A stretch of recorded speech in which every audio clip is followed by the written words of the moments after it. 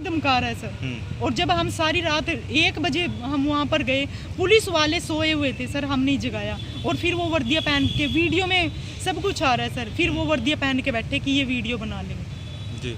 तो इस तरह से बहुत सारे जब आरोप, पुलिस वाले रात दिन की ड्यूटी पे होते हैं सर। हमारा तो मार दिया रात दिन की ड्यूटी में पुलिस की सर, पुलिस के पहरे में मरा हमारा सर, पुलिस चौकी में ही सर। जी जी। ये देखो तो सर, आप देख सकते हैं कि किस तरह से भयानक आरोप लगाए जा रहे हैं कि पुलिस चौकी के अंदर आत्मदाह कोई कर रहा है, और उस समय कोई पुलिस मूक बदर होकर के, मूक दर्शक होकर के उसको देख रही है, लेकिन किसी ने भी जहमत नहीं उठाई कि उसको बचाया जा सके।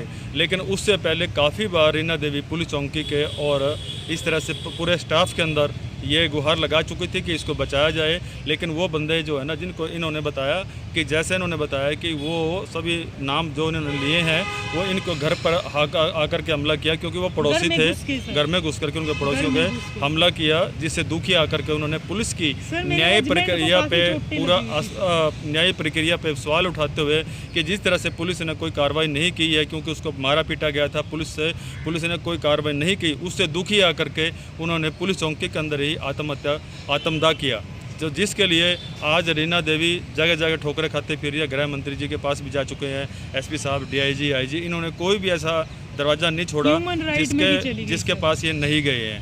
अब ये आप देख सकते हैं कि इतनी मोटा फाइलों का पुलंदा हो चुका है, और आज भी ये हमें एसपी ऑफिस के बाहर मिली थी, तो हमने इन्होंने हमारे को भी बोला कि सत्य समाचार के माध्यम से भी इसको, अखबार के माध्यम से, चैनल के माध्यम से मेरी आवाज़ सुनी जाए। और इन्होंने ये भी लगाया, आप कहाँ गए थे मीडिया में? गए सर मैं IBN पे गई थी सर, मिड्डा साहब पे गई थी सर, और एक और थे शर्मा सर हैं जो वहाँ के नीलो खेड़ी के हैं सर, तो उनके पास भी गई थी। उन्होंने वीडियो बनाई पर वो कभी भी नहीं चलाई सर। वो कह रहे हैं कि उन्होंने तो आत्महत्या कर ली, तो हम नहीं है इसमें कुछ भी कर सकते सर। जबकि उनको ये नहीं पता था कि इस कर्मचारी का मेडिकल भी हो रखा था, ये कुछ नहीं पता था। ये तो उन्होंने सर, जो वो गुंडे टाइप के लोग थे सर, आप यूपी में विकास दुबे की वो सुन रहे हो, पर आपको ये नहीं पता था नीलोखेड़ी पॉलिटेक्निकल में भी ओम प्रकाश और विजेंद्र शर्मा और शकुंतला मैडम शर्मा, ये सारे विकास दुबे से कम नहीं थे, जिन्होंने खून कर दिया और आराम से रुपये खा लिए जी। तो इस तरह से सर आज भी इस संबंध में इस पॉलिटेक्निकल में बच्चों की स्कॉलरशिप तक खा गए हैं सर। 245 करोड़ रुपए जो ग्रांट आई थी पॉलिटेक्निकल के लिए, वो भी सर खा गए सर। 3 प्रिंसिपल सर उसमें 4 सीट हो चुके हैं सर, और 1 लेक्चरर है सर जिसको अभी 4 सीट नहीं किया, वो भी पॉलिटिकल के प्रेशर की वजह से 4 सीट नहीं किया, जबकि वो भी दोषी है, उसने CHD में कोठियाँ खरीद ली है सर जी। ये देखो तो आप देख सकते हैं कि जहाँ से स्टोरी शुरुआत होती है कि उन्होंने भ्रष्टाचार किया था, उसकी आवाज़ उठाई, RTA लगाई थी, उन्होंने क्यों मुँह खोला, क्यों भ्रष्टाचार के आरोप लगाए गए, उससे प्रताड़ित करते हुए उनके पति की मौत का जो गुनाहगार रहे हैं, क्योंकि उन्होंने आत्मदाह की है और उनके घर में आके मारा, जैसे उन्होंने बताया कि उससे दुखी आकर के उन्होंने आत्महत्या कर ली, क्योंकि वो भ्रष्टाचार में शामिल नहीं थे। जैसे उन्होंने बताया कि वो भ्रष्टाचार इसमें पॉलिटेक्निक में चल रहा था, प्रिंसिपल और तमाम तरह के जितने भी प्रशासनिक अधिकारी थे, कर्मचारी थे, वो इसमें शामिल थे। उसकी आवाज़ खोलना चाह रहा था इनका पति, तो उस दहशत के चलते हुए उन्होंने उसके पति को ही मिटा दिया, क्योंकि वो नहीं चाहता था कि मैं इस भ्रष्टाचार में शामिल हूं, और ईमानदारी से जॉब कर रहा था, और उस वजह से उन्होंने उसको ही इस तरह से झकझोर कर दिया, इस तरह से उन्होंने मजबूर कर दिया कि उन्होंने आत्महत्या करनी पड़ी। सर मैं अभी भी उनके नाम लेना चाहती हूँ जो 4 सीट हो चुके हैं प्रिंसिपल। एक सतीश कुमार गोयल है सर, जो 2018 में VRS ले गए थे, जिसकी RTI लग रही थी कि ये रिकॉर्ड दिया जाए बच्चों की स्कॉलरशिप जो आई है 245 करोड़ की सर, ये जितनी भी थी सर सेंटर से आई थी सर, वो कहाँ गई है। और एक महेंद्र सिंह महला थे सर, उनको भी 4 सीट किया जा चुका है, और एक रामपाल हैं, उनको भी 4 सीट किया जा चुका है, और एक असीत बजाज सर हैं जो हाँ जी सर, जिसमें आज के टाइम भी, आज के दिन भी इनकी वो इंक्वायरियाँ चल रही है, विजिलेंस आती है सर, सेंटर की विजिलेंस आती है, AG ऑफिस से आते हैं, कहाँ गया पैसा, पर रिकॉर्ड नहीं है सरकार की पॉलिटेक्निकल के पास, कहाँ पैसा चले गया। बच्चे हैं नहीं, बच्चों की मार्कशीट है नहीं, पैसा उनके खाते में डाल दिया, ना कोई आधार कार्ड है, कहाँ गया पैसा? कुछ नहीं है सर। और सर ये मैं कहना चाहती हूँ कि देखो सर कैसे कितने बड़े लेवल पे घोटाला चल रहा था, और जो भी इसको, यहाँ तक कि मेरे हस्बैंड की डेथ के बाद मेरे हस्बैंड ने मेरे को कहा मरते हुए भी कि मेरे को इंसाफ दिलवाना।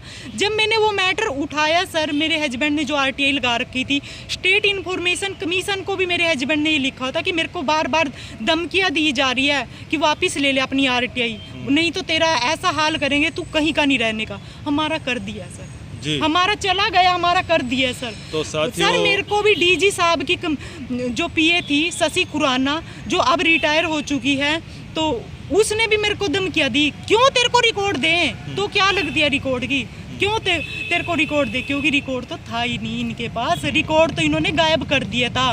ग्रांट कितनी आई वो पता है, ये गई किसके खाते में है वो नहीं पता आज तक डिपार्टमेंट को। अब इसको जो ओपन करेगा इसको और इसको उजागर करेगा इस करप्शन को, तो उसको तो मार दिया जाएगा। रीना को भी धर्मवीर ने इसीलिए लोहे की पाइपों से मारा था कि रीना ने वो अपने पति का मैटर उठा दिया था, जो 11/11/2019 को CM विंडो पे लगा दी थी, IG साहब को लगा दी थी, SP साहब को लगा दी। भी खतरा है इसका? हाँ जी सर, हमें मारा था सर, मेरे माइनर बच्चे अब भी आपको खतरा है? हाँ जी सर, हमें खतरा है सर। पूरे डिपार्टमेंट में से सर सिर्फ जो आज प्रिंसिपल हैं, सिर्फ वो भी बेचारे हाँ एक दूर से लग रहे हैं, ज्वाला प्रसाद जी हैं, वो लग रहे हैं हमारे साथ, वो सपोर्ट कर रहे हैं। अदरवाइज कोई भी नहीं। अपनी सुरक्षा से, अपनी जान की सुरक्षा के लिए आपने कोई पुलिस में एप्लीकेशन दी है कि मुझे जान का खतरा? हाँ जी सर, हमने दी थी सर। प्रूफ है? हाँ जी सर, प्रूफ है सर जी। पर पुलिस ने तो सर हमें पटवा दिया जी। पुलिस के ऊपर भी बड़ा आरोप लगते आ रहे हैं, और पॉलिटेक्निक के अधिकारियों ने आरोप लगते आ रहे हैं, क्योंकि पॉलिटेक्निक के अंदर जिस तरह से भ्रष्टाचार चला था, विजिलेंस इंक्वायरी चली हुई है लगातार, मैटर को जुटलाया नहीं जा सकता क्योंकि अभी भी है। लेकिन इनका कहना है कि वो रिकॉर्ड सारा का सारा ख़त्म कर दिया गया है, पुलिस के विजिलेंस के हाथों कुछ नहीं लग रहा है, और लगातार उस तरह की इंक्वायरी जारी है।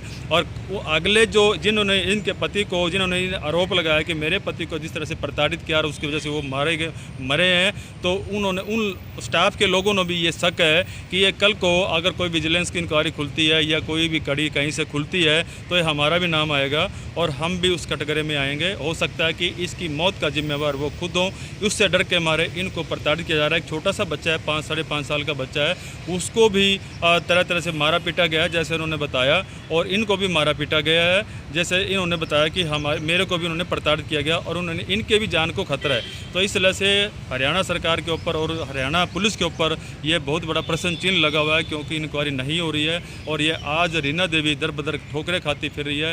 यार ये इसको भी धमकियाँ दी जा रही हैं, यदि तू कहीं आराम से नहीं बैठती है तो तेरा भी वही हाल होगा जैसे तेरे पति के साथ हुआ। तो इस तरह से ये तमाम धमकियाँ इनको मिल रही है। मेरा सभी साथियों से अपील है कि सच समाचार की इस खबर को अधिक से अधिक ग्रुपों में शेयर करें, ताकि अगला शिकार रीना देवी न हो। बंसीलाल पंचाल, बलबीर डांगे के साथ, करनाल, हरियाणा।